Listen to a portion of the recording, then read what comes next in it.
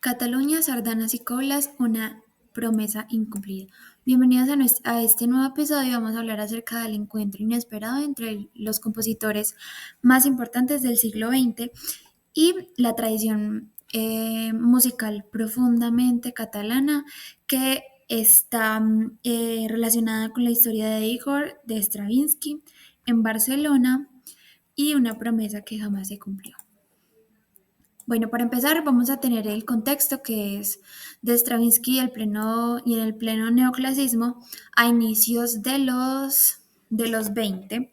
Stravinsky estaba inmerso en una etapa muy marcada pues por el interés de los instrumentos y en especial los de viento y las formaciones pequeñas. En esa misma época, pues Cataluña, la ciudad vivía en un momento como cultural intenso porque la sardana y la cobla estaban entrando en espacios de alta cultura, como las salas de los conciertos, el movimiento en ¿cómo es? Necentista, que era el que impulsaba la identidad catalana y la modernización cultural.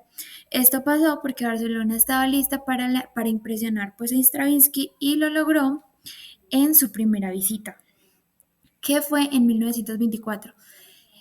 Para él, pues él lo describe en este ensayo como un flechazo, pues sí, como un flechazo musical, porque Stravinsky llegó a Barcelona en 1929 a dirigir 3 conciertos con una orquesta de Pau Casals,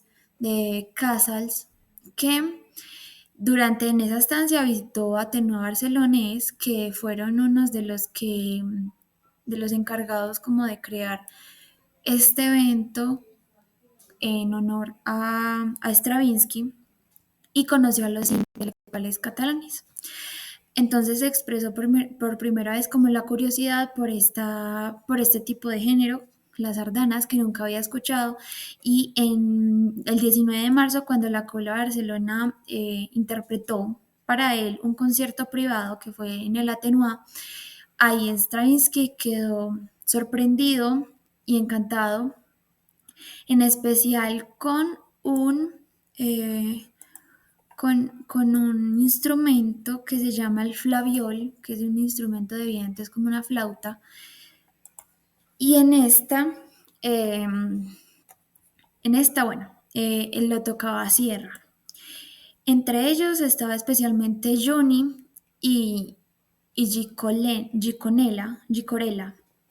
de Juli Garreta, que fue una de las compositoras que más destacó Stravinsky.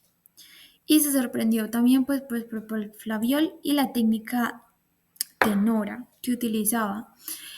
Y además de eso, pidió esas partituras para estudiarlas y aquí llegó ese mito donde decía que él prometió escribir una sardana para cobla.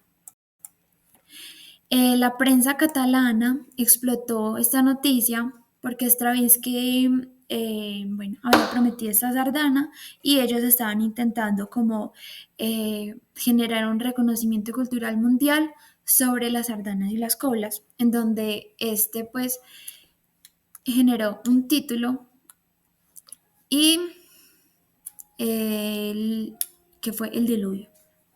Entre esos diarios que fueron los que eran encargada de la esposa, pues por eso mismo fue que se pudo estudiar esta historia, porque la esposa en su diario escribía todo este contexto que tenía a medida que iban visitando Cataluña, Barcelona, España en general y Europa. Y luego, pues con este fin fue que supuestamente se iba a estudiar en París la sardana, pero, mm, pero no resultó tan así, ¿cierto? Dijo que le había gustado, pues Stravinsky dijo que le había gustado hacerlo, pero nunca dio como una fecha y en ese momento nadie imaginaba que esta frase se convertiría en una especie de leyenda catalana. En la segunda visita, que fue en 1925, hubo una gran desilusión y la respuesta de la gente del lugar no era como tan tan amable como al principio, porque, porque la sardana que había prometido no existió y nunca lo mencionó. Cuando los periodistas le preguntaron qué estaba componiendo, él respondía una sonata de piano que le prometió a una reina, no recuerdo muy bien el nombre, pero bueno, le prometió una sonata en piano a una reina, sin embargo nunca habló, pues como nunca se mencionó lo de la cobla. Y los cronistas pues notaron esto, entre ellos John Gueras escribió que la ciudad se desilusionaba un poco para rematar por esta visita generó un escándalo musical. El público incluso protestó y los músicos se frustraron con la dificultad de sus obras y el octeto provocó abucheos y discusiones pues en el liceo.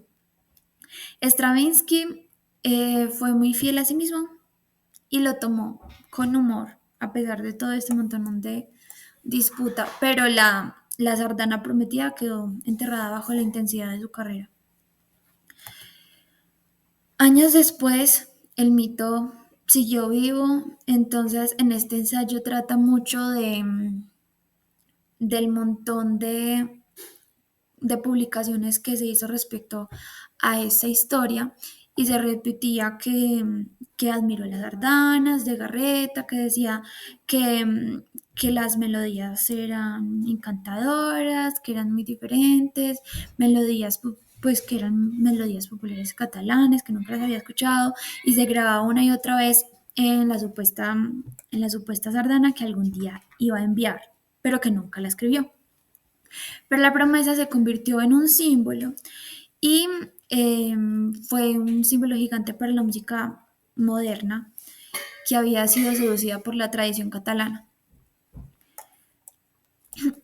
Nunca se cumplió la promesa, pero hubo como un entusiasmo genuino y dejó una huella profunda en la memoria cultural de Cataluña y así nació este mito, la sardana invisible del compositor ruso.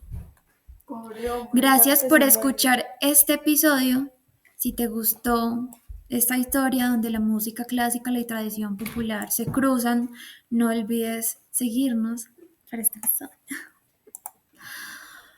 Aquí les muestro algunas fotos de este compositor crítico de la música. Gracias.